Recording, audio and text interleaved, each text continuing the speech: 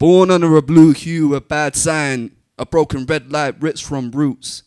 Just before the civil rights where boots were bought for, the march's laces wrapped tight, preaching to the street lights for a utopia the Bible promised but couldn't deliver. Lady Day was raised in a brothel, naturally thrown full throttle, self-assured when gripping the bottle. White men's egos to topple as life gave her skin so thick it turned her bones to dust. Alone when it came to trust.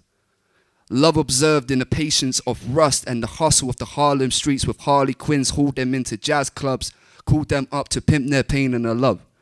To patients, to patrons that were criminals and the police, it was rough. Were considered equals at the very least because they were all criminals, which is no easy feat. She saw the system firsthand, visualized the symbols, came to the conclusion that gave her the grit that she needed to learn the lessons, and sang as the table hopped in clubs with different tips.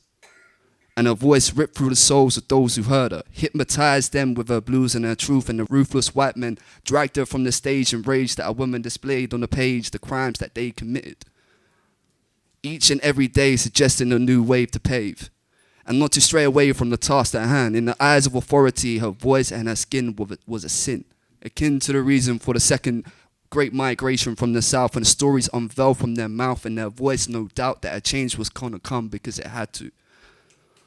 She was the godmother of the civil rights, led the spark to ignite an entire movement from one moment of rebellion, burned in a revolution is a pretty sight when it's done well. See, Louis Armstrong would say, if you have to ask about jazz, then you don't really know. And Billie Holiday showed that through the harshest of environments that love and resilience and talent can grow and become so powerful that the whole US government feared this lady.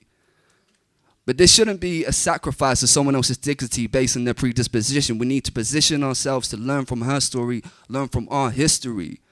Because otherwise we're doomed to repeat it. Because if we don't learn from our history, we're doomed to repeat it. If we don't learn from our history, we're doomed to repeat it.